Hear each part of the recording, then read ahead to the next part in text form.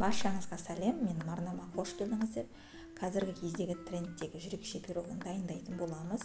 Жасалуы өте тез, әрі әдемі, өте дәмді, нәзік пирогтардың бірі. Менімен бірге болып жасап көріңіздер. Алдымен біз ыдысымызға 3 жұмыртқамызды салып аламыз. Біз жұмыртқамыз бен қантымызды миксерлейміз. Және де жай жылдамдықтан бастап жұмыртқамызды миксерлеп, үстіне осындай қантымызды сала отырып миксерлеп аламыз. Біздің жұмыртқамыз ағарып үлкейгенше дейін миксерлейміз. Бұны жақсылап миксерленді. Ендігі үстіне осылай сұйық майымызды құямыз. Және де сүтімізді құямыз. Барлығын жақсылап бір араластырып аламыз. Ендігі ұнымыздың үстіне мен алдын ала електен өткізіп алдым.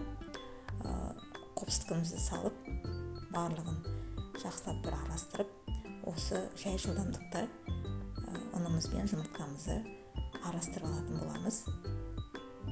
Аз-аздан салып, осылай барлығын біріктіріп аламыз.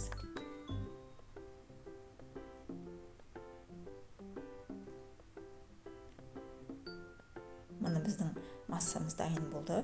Барлығы бірігіп жақсы араласып шықты. Осылай венчикпен астынан үстінен осылай жақсылап бір-бір араластырып шығыңыздар.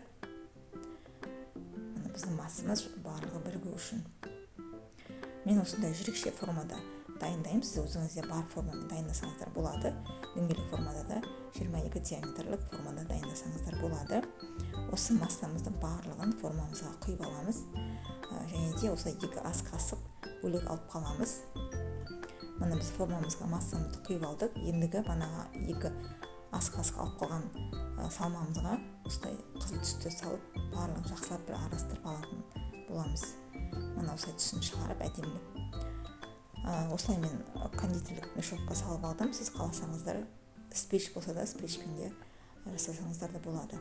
Осылай барлығын әдемілеп, дөңгелектеп, жүрекшелеп осылай үстінен құйып шығамыз. Өте әдемі болып шығады және өте нәзік, керемет пирог. Жасалуда өте жылдам, ұзақ уақыт талап етпейді.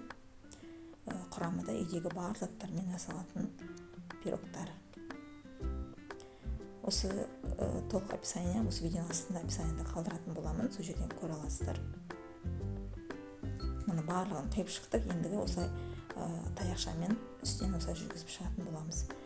Біздің сонда әдеміленіп, осылай форма, жүрекше формамыз осылай шығатын болады.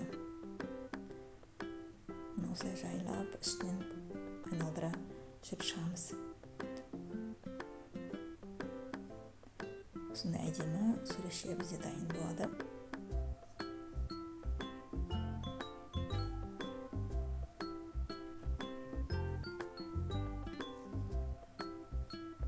Ендігі осы пирогымызды 180 градуста пісіріп аламыз толық піскенше. Мына біздің пирогымыз дайын болды. Өте жылдам, тез дайындалатын пирог. Енді осы пирогымызды толықтай суытып аламыз. Формамыздан шығарып алып, ендігі кесіп ортасын көрсететін боламын. Өте жұмсақ кесіледі. Өте нәзік, дәмді пирог. Мына өте биік болып, керемет болып пісіп шықты. Мына ортасы да жұмсақ, керемет болып шықты. Міндетті жасап көріңіздер. Сіздерге ұнайтынына сенімдімін. Мына жұмсақ қолмен ұстағанда да. Видеоның соңына дейін көріп, менімен бірге болғаныңызға көп рахмет. Видео ұнаған болса арнама тіркеліп, лайк басып, комментарий қалдыруды ұмытпаңыздар.